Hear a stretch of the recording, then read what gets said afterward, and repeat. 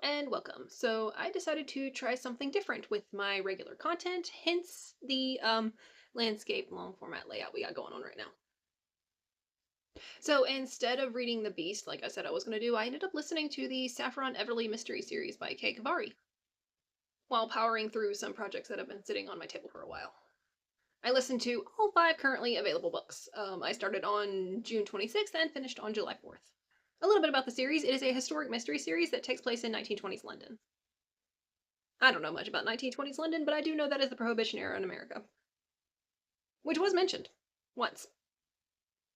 And before I get into the spoilers, I do want to say I did enjoy the series. I mean, I listened to all 5 of them without DNFing, so if that tells you anything. Although I'm not a difficult woman to please, so.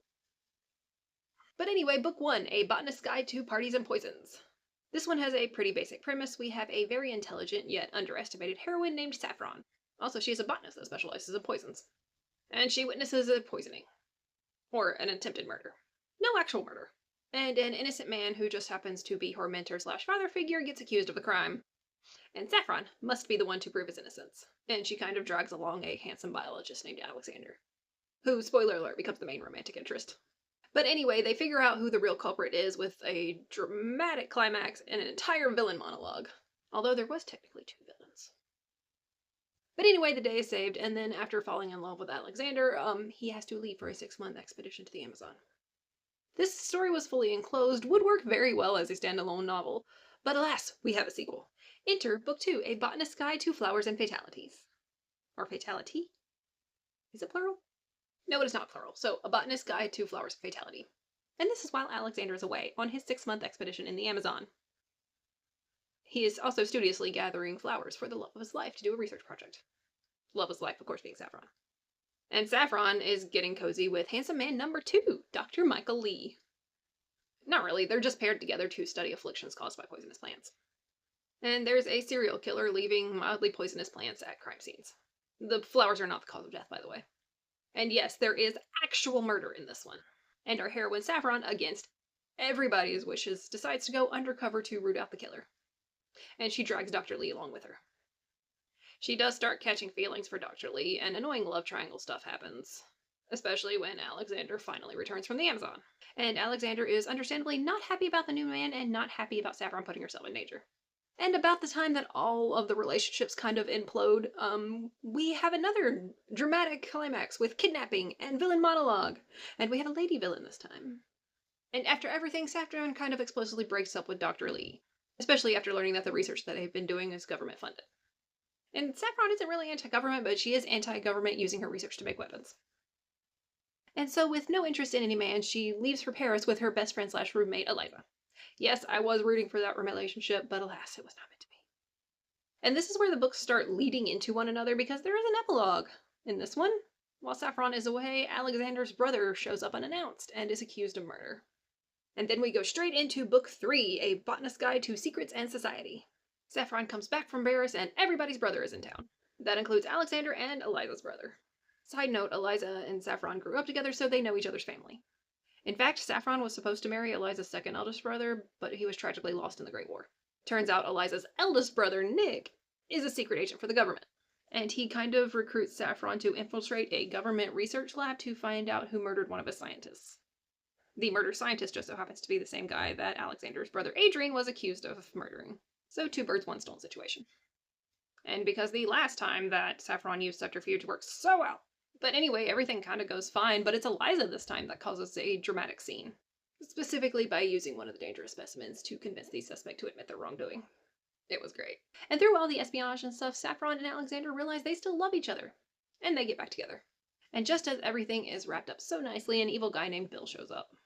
Bill specifically wanted the final research of Saffron's father. Another side note, Saffron became a botanist and studies poisons because that's what her father did. And he made some interesting discoveries before he was lost in the Great War. And the government lab that Saffron infiltrated had some of that research. Research and discoveries that could hurt people on a mass scale. So Saffron destroyed the research and the specimens as soon as she realized what they were. And this evil guy Bill was not too happy about that development. He threatens Saffron and then leaves town. And we hope everything is okay, but then we get the epilogue that leads into Book 4. Saffron gets a call from her mother, and her grandfather has had a heart attack. And wants everybody to come home. and there just so happens to be a new doctor in the vicinity that matches the name and description of a certain evil mastermind that has threatened our dear Saffron recently. Onward to Book 4, A Botanist's Guide to Rituals and Revenge, which is a homecoming that is anything but comforting, with the evil man named Bill hovering over her grandfather, a con artist performing seances that has entrenched herself with Eliza's family, and that becomes a whole subplot considering Saffron and Eliza are neighbors. But this entire book is mostly Saffron trying to find the information that Bill wants, while keeping this secret from her family. No murder, but there is a kidnapping when we find out that Saffron's father was not the only scientist in the family. Saffron's mother, Violet, was quite knowledgeable herself, and actually assisted in many of the experiments and research.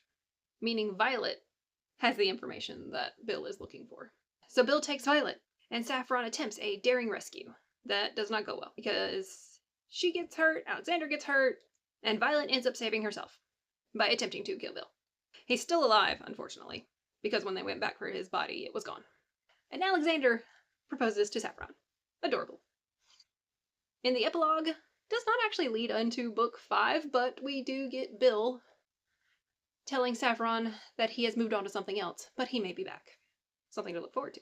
But what does lead into Book 5 is that the college is planning another expedition, this time to Turkey, and Alexander wants to bring Saffron along. So, Book 5, A Botanist's Guide to Tradition and Treachery. And we have already left London and are in Turkey. And mostly this book is Saffron, the only unmarried woman on the expedition, getting harassed and sabotaged by one guy in particular, the guy that she is supposed to partner with in research. It's specifically an archaeological dig, and Saffron and this guy are supposed to identify preserved plants that are in containers. But artifacts start going missing, and halfway through, Saffron's research assistant dies. Not the guy that's been sabotaging her, it's a different guy. And being the closest person to the research assistant, Saffron is the one that gets accused. In a panic, Alexander and Saffron get married there in Turkey. Honestly, I thought they would get married before the expedition, with how much they emphasized that she was an unmarried woman going on an expedition, but alas, they got married in Turkey. And now Alexander can better protect her, I guess. Saffron gets arrested anyway, and sits the rest of the time in a cell of sorts. She starts in a dirty jail cell, but then gets transferred to a fancy room in the embassy. Still locked in, but it's fancier. And Alexander gets the fun job of solving the murder. He follows the trail of the missing artifacts and runs into Nick, Eliza's brother, the one who is a government secret agent. And Nick is on the trail of a smuggling ring. So they set a trap for the smugglers in hope of catching a murderer.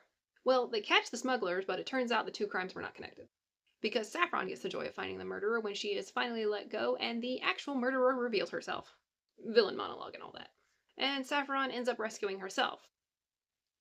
All while the police were on the other side of the door, listening to the villain monologue confession. But all is well. Only after everything is said and done, Saffron gets a telegram. Tragically and suddenly, her grandfather has passed away. And she must return to England. Ironically, no one knows she's married yet. So that's gonna be fun. And that's where we left off with Book 5. It was a fun series, and Jodie Harris does a really good job narrating. I'm hoping there will be more, but the final story wasn't really much of a cliffhanger. So, who knows? We shall see. And I do look forward to more. Thanks for watching, and stay tuned for more bookish shenanigans. I have finally started The Beast. I have read up to chapter 2 at this point. I have also started listening to the Unselected Journals of Emma M. Lyon. That was a suggestion by one of my IRL friends. I did start listening to Empire of the Vampire by Jake Kristoff, but I think I'm going to end up switching to Book on that one. I don't know. That one seems kind of daunting. Maybe. We'll see. But anyway, stay tuned for more.